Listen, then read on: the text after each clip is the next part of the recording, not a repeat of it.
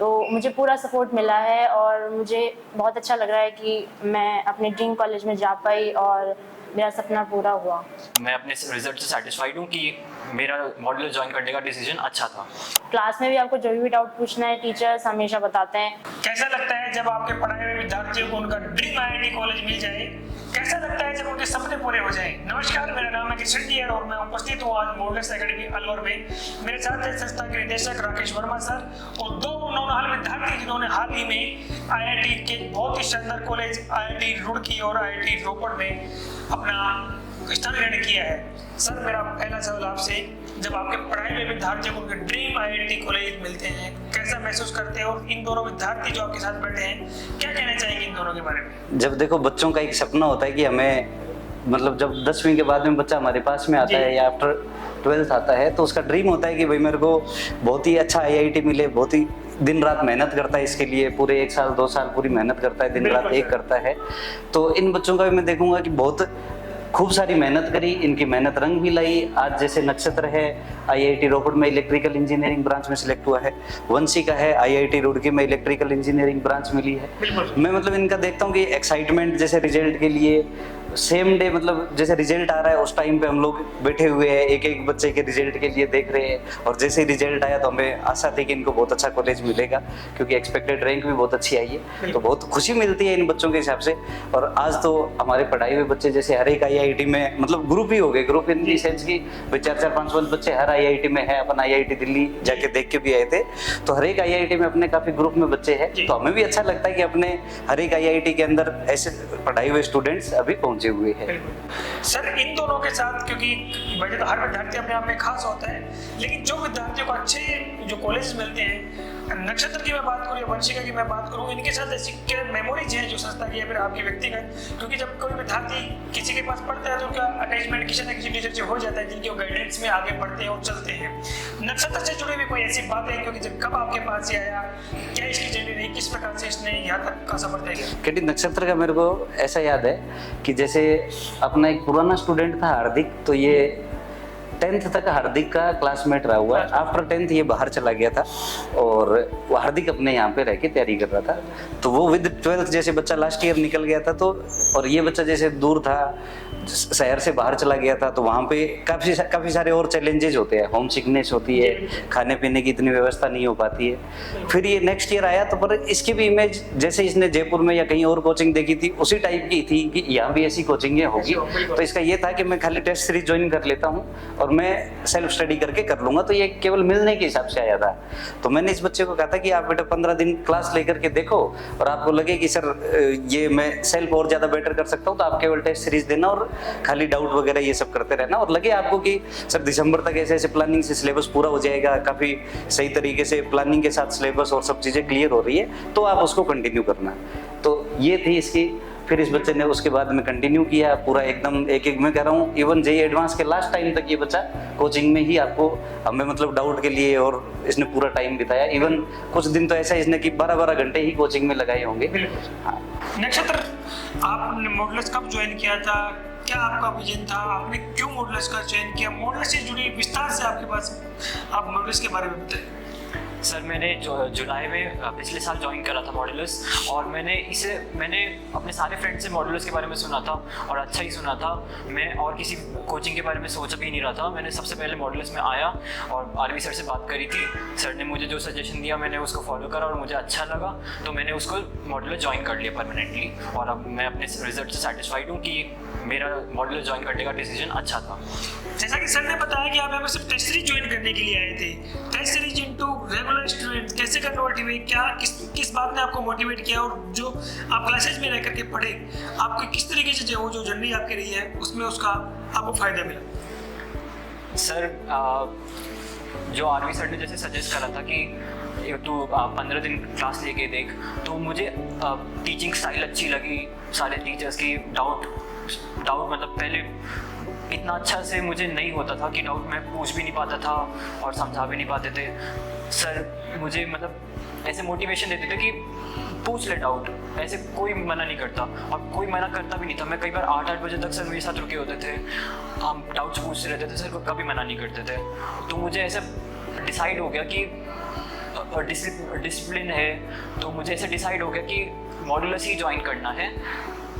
बिल्कुल। एक और बात मैं आपसे पूछना चाहूँगा कि जब आप यहाँ पर क्लासेस लेते हैं और जब आप बाहर पढ़ करके आए, जैसे मान लो XYZ जगह आपने कहीं भी आपने तैयारी की पहले, आप लास्ट ईयर यहाँ पर आए, क्या डिफरेंस रहा वहाँ और यहाँ में?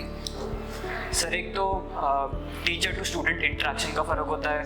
वहाँ पे बहुत सारे टीचर्स, एक टीचर बहुत सारे स्टूडेंट्स के साथ होता है, तो हम भीड़ में ऐसे खोज से जाते हैं। यहाँ पर पर्सनली तुम्हें टीचर स्टूडेंट इंटरेक्शन बहुत अच्छा होता है, टीचर्स अच्छे से ध्यान दे देते हैं, तुम्हें ऐसा लगता नहीं है कि सिर्फ टीचर्स हैं, एज अ फ्रेंड भी बात कर लेते हैं टीचर्स हमसे। बिल्कुल। वंशिका भी हमारे साथ है। वंशिका, आपकी जर्नी कैसी रही, क्या कहना चाहेंगे आप मॉडल्स के बारे में? सर मैंने मॉडलर्स 2 साल पहले जुलाई में ज्वाइन करी थी। 10th क्लास के बाद 11th 12th मैंने क्लास यहाँ पे IIT की तैयारी में लगाए। मेरी जर्नी यहाँ की बहुत अच्छी रही है। मुझे टीचर्स का पूरा सपोर्ट मिला। जो भी मुझे डाउट होता था टीचर्स हमेशा बताते थे मुझे, और मैं बिल्कुल डीप में भी जाके पूछती थी तो बहुत अच्छी तरह समझाते थे। तो मुझे पूरा सपोर्ट मिला है और मुझे बहुत अच्छा लग रहा है कि मैं अपने ड्रीम कॉलेज में जा पाई और मेरा सपना पूरा हुआ। बिल्कुल। आपका जब यहाँ पर आप आए, यहाँ की जो फैकल्टी है, यहाँ का जो सपोर्ट सिस्टम है, यहाँ के एकेडमिक्स हैं, क्या कहना चाहेंगे उनके बारे में? सर यहाँ पे जो क्लासरूम फैकल्टी है, जो टीचर्स हैं, वो बहुत सपोर्टिव हैं।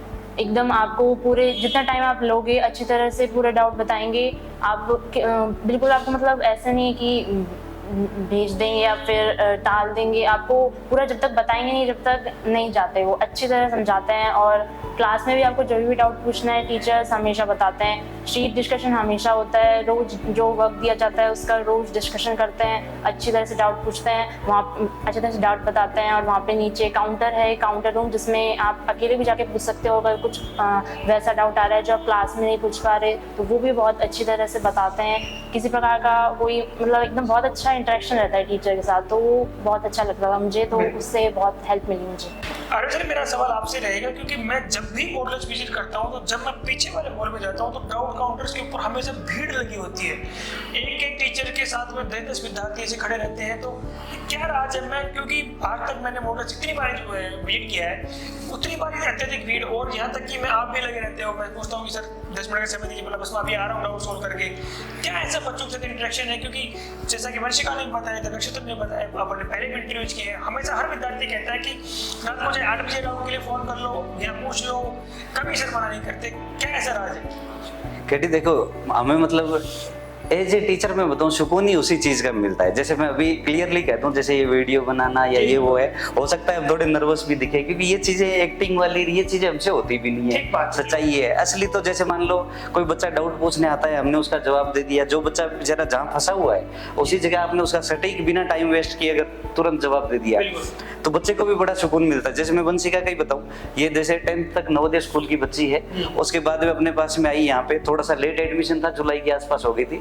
तो इस बच्चे ने जैसे अपना 11th का जो पुराना थोड़ा सा, क्योंकि जुलाई में अगर बच्चा एडमिशन लेता है लेट हो जाता है तो स्पीड बढ़ानी पड़ती है उस बच्चे को, तो इसने काफी अच्छा कोप अप किया उस चीज को। फिर डाउट के लिए जैसे लास्ट टाइम में टेस्ट सीरीज चलती है, तो खाली टेस्ट सीरीज में हम लोग सॉल्यूशन प्रिंटेड भी दे देते हैं बच्चों को, तो उस सॉल्यूशन प्रिंटेड होता है तो कि बच्चा देख लेता है क्योंकि उसको एक आध स्टेप में डाउट होता है। तो भी आप देखोगे इस बच्ची ने हर पेपर के बाद में, मेरे को जहां तक पता है क्यों जी का, ला करके अपना डाउट पूछना, मतलब ऐसा बिल्कुल भी नहीं था कि इसको मैं ऑनलाइन ढूंढ लूं या ये ढूंढ लूं, क्योंकि इस बच्चे को ये पता होता है कि टीचर पे जाएंगे तो हो सकता है कोई अलग तरीके से बताए, या हो सकता है उनका बिहेवियर कोई रूड हो जाए, तो रूड भी होगा तो कोई कारण से होगा कि आपकी अगर कोई छोटी गलती है तो वो आपके ध्यान में रहे, जो आगे गलती नहीं होगा। तो उसमें जो बताने का तरीका होता है, इसमें हंसी मजाक भी होती है, इसमें रूडनेस भी होती है, इसमें हो सकता है बिहेवियर वाइज चेंज भी दिखे टीचर स्टूडेंट में, बट वो एक क्वेश्चन के लिए आपको जरूरी होता है वो बिहेवियर, उस चीज को नेगेटिव नहीं लेना चाहिए।